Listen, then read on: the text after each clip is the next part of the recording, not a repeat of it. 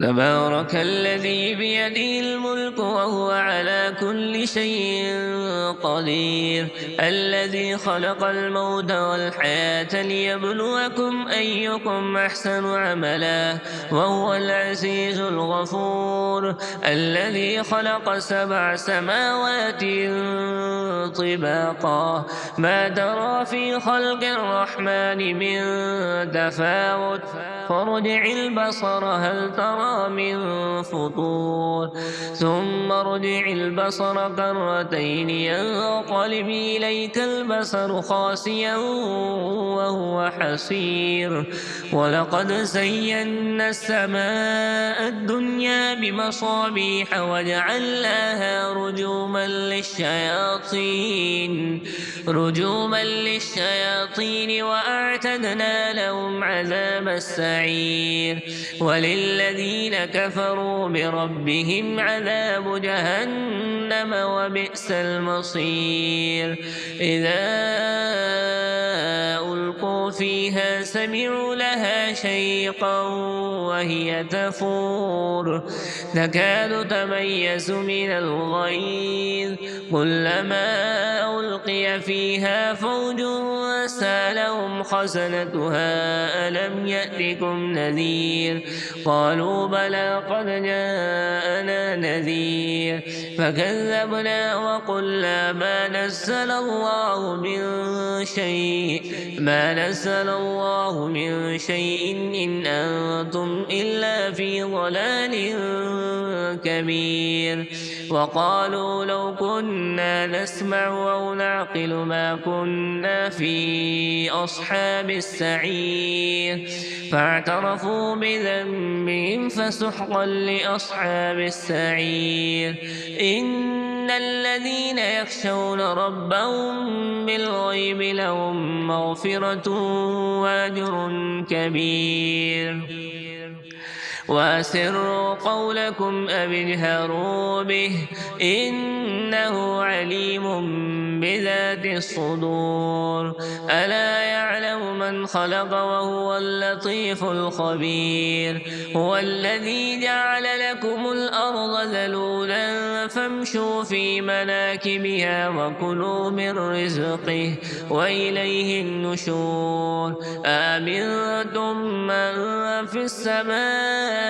أن يخسف بكم الأرض فإذا هي تمور أم أمنتم من في السماء أن يرسل عليكم حاصبا فستعلمون كيف نذير ولقد كذب الذين من قبلهم فكيف كان نكير أولم يروا إلى الطير فوقهم صافات ويقبض ما يمسكهن إلا الرحمن إنه بكل شيء بصير أمن هذا الذي هو جند لكم ينصركم من دون الرحمن إن الكافرون إلا في غرور أمن هذا الذي يرزقكم من أمسك رزقه بل لجوا في عتو ونفور أفمن يمشي مكبا على وجهه يهدى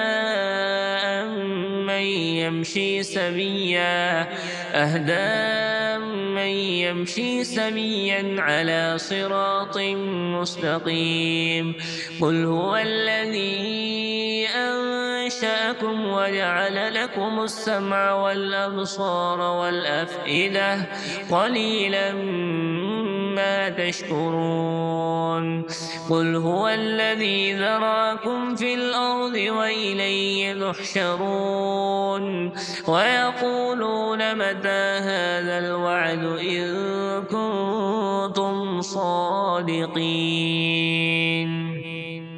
قل إنما العلم عند الله وإنما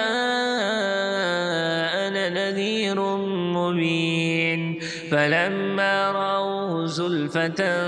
سيئت وجوه الذين كفروا وقيل هذا الذي كنتم به تدعون قل أرأيتم إن أهلكني الله ومن معي أو رحمنا فمن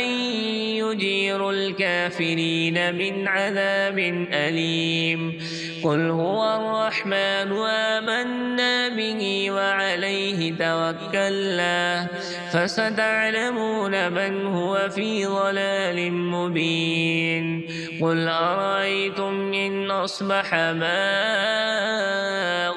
غورا فمن يأتيكم بماء معين